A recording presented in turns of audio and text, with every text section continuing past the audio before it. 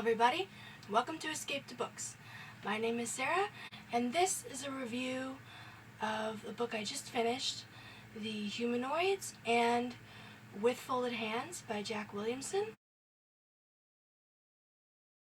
I have a likewise that I use occasionally, and I asked the general population for a smaller standalone in the classic genre, and I was given this recommendation by a person named Marsh. The With Folded Hands is a novella from 1947, and The Humanoids is a continuation of the With Folded Hands from 1948.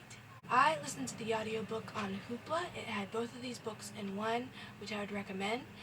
The narrator was Stefan Rudnicki, and I really enjoyed his narration. It really gave you that almost 50s radio show vibe, and I really enjoy those, so this was really cool.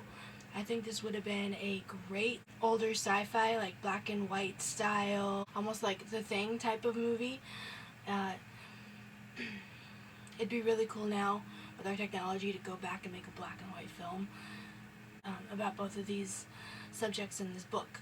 This book was mainly about machines taking over humanity out of necessity to eradicate man-made war and the actions of certain humans to stop them. The first story, With Folded Hands, follows the seller of mechanicals, unthinking robots such as like Roombas or robots that clean your house but don't really have any kind of AI. They're just programmed to do what they do, and they don't do it very well. The seller is named Underhill, and he finds a competitor on his way home in the already oversaturated market that he is in, and they're selling humanoids, which is going to crush his business, basically. And he's worried the whole time about how his mechanicals business is going to go under, and these new humanoids are going to take over the market because they're so much more advanced, and they're gorgeous, and they actually have like AI, artificial intelligence. Their main purpose being to serve and obey and guard men from harm. It's their slogan. That's what they're there for. And they've just made it to this planet, which in this book there are not just Earth, there's all kinds of planets that are colonized by humans, so it's already a lot further evolved than what, just Earth being taken over by humans. As they begin taking over not just the market, but normal jobs, as well as dictating how and what people can do. So Underhill goes to a bank, and there aren't any people there anymore, it's just humanoids. He goes to the bank to get a loan, and it's not like even an option because the humanoids are like, how can I help you today? You don't need that. All you have to do is sign us over your property and we'll take over your life for you. Like, you don't need any of this. So it's a very odd feeling for him. He does eventually lose his business, obviously, as the humanoids take over, and he begins taking his negative viewpoint even further. Underhill revolts, along with a mysterious old man named Sledge, who his wife had previously taken in as a lodger or someone who was renting a room for them. He was injured, and she helps him out and gives them money for medicine and all kinds of things, but he doesn't have too much to do with his lodgers. It's his wife's side of the business, but he finds himself, kind of drawn to the old man, and they quickly try to come up with a way to get rid of the humanoids, and there's a whole lot more about that, but I'm not going to get too deep into it. I really want you to try to read this or listen to the audiobook.